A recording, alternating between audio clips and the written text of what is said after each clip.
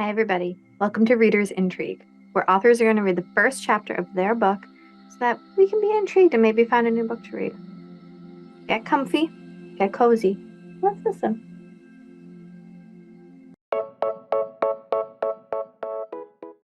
Hi, my name is Randi-Lee Bowslaugh, and I've been writing for as long as I can possibly remember. Published my first book in 2017, though, so officially became an author about 5 years ago.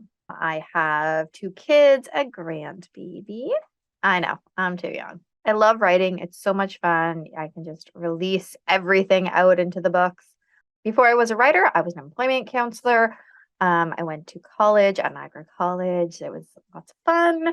I'm also the host of this show, if you couldn't tell from the little beginning clip, as well as the Write or Die show is my first YouTube channel, and it's going strong with over 100 episodes where I interview other authors and we talk about mental health, which is one of the key things that I write about. Not the book I'm going to read today, though. So, yeah, that's kind of me in a nutshell. So, the story I'm going to read to you today is from my book called A Little Scare. It's a collection of short, scary stories. I'm going to read you the very first one that's in the book. And it was actually came up with because of a picture that my kid had drawn. And I was like, oh, that monster. Oh, I know exactly what to write about him. So hope you enjoy it.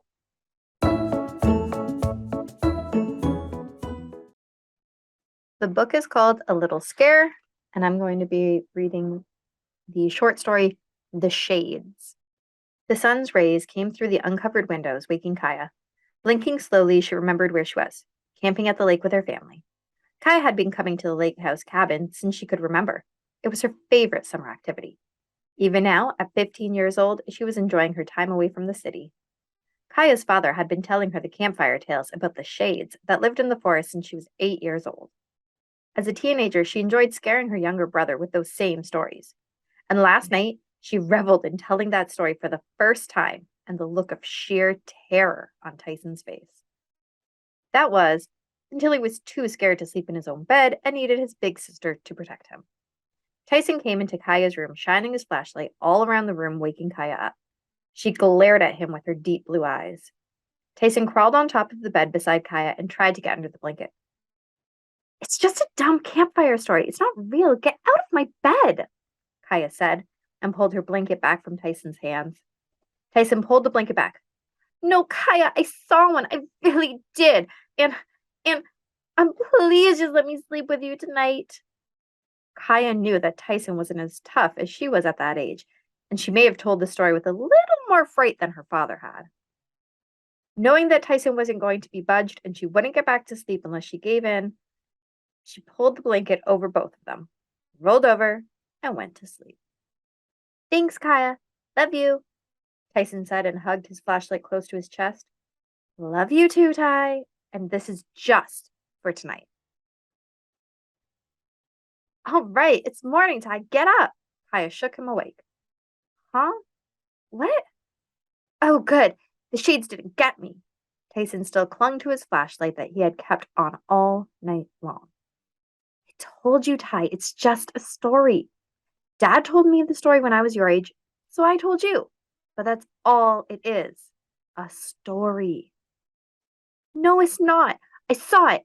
Last night, the shadow grew arms and was trying to pull me into it. I would have been swallowed up by it, and you'd never see me again. Tyson looked around the room, making sure the sun hit every corner before he turned off his flashlight. The only reason it didn't get me was because I shone my flashlight at it. It doesn't like the light. Kaya rolled her eyes. Ooh, a monster that lives in the shadows doesn't like the light. Big surprise. Come on, Ty, I smell breakfast. Tyson followed Kaya down the stairs of the cabin to join their parents at the table. Their mom had made pancakes and bacon. How was your sleep, Kaya? I heard someone sneak into your room last night, their dad said with a chuckle. Everyone took their seats at the table and started filling their plates with food. I told you not to tell your brother that story. I knew he was too young for it. Tyson, that is just a story and not real, their mom said and squeezed Tyson's hand.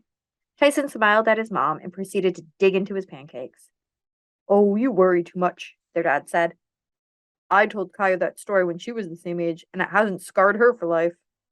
It's the fun of camping, being able to tell scary stories. Tyson, you can tell us a story tonight if you want. But I don't know any ghost stories, Tyson said, looking to his mom. His face expressed his fear at not only needing to think of a scary story, but also of being outside in the dark again.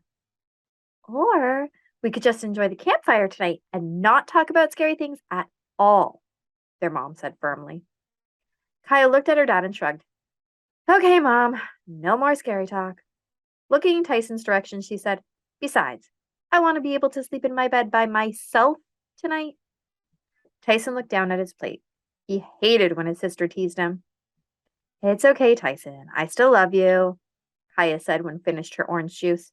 At that, Tyson felt better. He knew that no matter what, Kaya had always had his back. If not, then she wouldn't have given in to him last night. Tyson and Kaya cleared and washed the dishes. After Tyson and Kaya went back upstairs to get dressed and brush their teeth, their parents packed a picnic lunch with lots of water. Tyson seemed to have forgotten all about the story from the night before, which was just fine with Kaya. She could sleep peacefully tonight. The kids came downstairs and they put their hiking boots on. Everyone ready? Their mom asked. Yep, both kids said in unison. All right, lead the way. They spent the morning hiking to the top of the hill where they stopped for a picnic lunch. After lunch, Tyson and Kaya walked around the field looking for cool bugs to take pictures of. Ready to head back to the cabin? Their dad asked. Yes, Kaya answered. Come on, Tyson. Time to get going. Coming. Do you want to go swimming in the lake when we get back? Tyson asked. Sure. They got back to the cabin and helped their mom unpack the picnic things. Kaya and Tyson spent the afternoon hanging out, swimming, playing cards, and being silly. Tyson loved when they were at the cabin because Kaya was never too busy to play with him. The older she got, the less time they spent together. After we clean up from dinner, your father is going to start the campfire. We have all the things to make s'mores tonight, Kaya's mom said. Oh, I love s'mores, Kaya said. Kaya and Tyson cleared the table. Their mother washed the dishes, and their father went out to start the fire. Bringing the last of the dishes into the kitchen, Kaya said, I'll grab the flashlights. Kaya walked out of the kitchen and saw Tyson standing by the stairs. Tyson looked at the floor, then up at Kaya. He whispered, Make sure you have lots of batteries. I know you keep saying it's just a story. But, Kaya, he trailed off. What? Kaya asked. Looking worried, he continued. It's real. Like I told you last night, I saw it. Before I jumped into your bed, I saw it. It reached out to me from the shadows. Tyson, Kaya chided. Shades aren't real. There's no such thing as creatures that can only live in the shadows. Besides, if you saw it last night, then how'd you get away? According to the story Dad told me, there is no way to kill it. The light, Tyson said simply. What do you mean the light? Kaya asked. I always sleep with my flashlight nearby when we are here, in case I need to go to the outhouse in the middle of the night. When I saw the shade, I pointed my flashlight right at it and it shrank away. I had to keep the light on the whole time I ran down the hall to you, Tyson explained. Kaya rolled her eyes, fed up with Tyson's insistence on the shades being real. She'd never seen one and she had heard that story 7 years ago. Still, she knew that her brother was scared and gave him a hug. The shadows played tricks at night, especially when you were away from home. His mind probably just made more out of the story. Kaya went to the closet and pulled out the flashlights and lantern. She walked back to where Tyson was waiting. She handed Tyson his flashlight and took his other hand. They went out to meet their parents by the campfire. The fire crackled and popped. The smell of campfire filled the air, and the breeze was just the right temperature to enjoy the evening. Just as their mother had said at breakfast, they didn't tell any horror stories over the fire. Just roasted marshmallows to make s'mores and told silly jokes. Though the mood was light and cheerful, Tyson still looked uneasy, never turning off his flashlight, even though the fire illuminated the area around him. His mother had suggested turning it off to conserve the batteries, but he refused. He didn't say it out loud, but Kaya knew it was because he wanted to be ready in case the shades came for him again. She wished she would have never told him that story. Getting up, Kaya announced, I'm going to the outhouse. I'll be back in a few. Taking a few steps away from the fire, Tyson grabbed her arm. Their eyes locked, and she could see the worry in his eyes. He passed her the flashlight. She smiled at him and shined the beam on the ground in front of her. The outhouse wasn't too far from the fire pit. but was still far enough that you couldn't see it from the outhouse. Kaya heard a noise behind her. She swung around, shining the light around the path and trees. She couldn't see anything. Probably just a rabbit.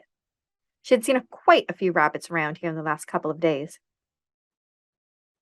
She made it to the outhouse and went in, locking the door and situating the flashlight so that she could see around the outhouse. Then she did what she came there to do. As she was tying her drawstring up, she heard more noises outside. Noises that didn't sound like rabbits.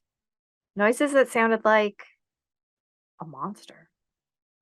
Thinking to herself, Tyson's getting into my head. Shades aren't real. It's probably just a bigger animal, maybe a skunk or a possum.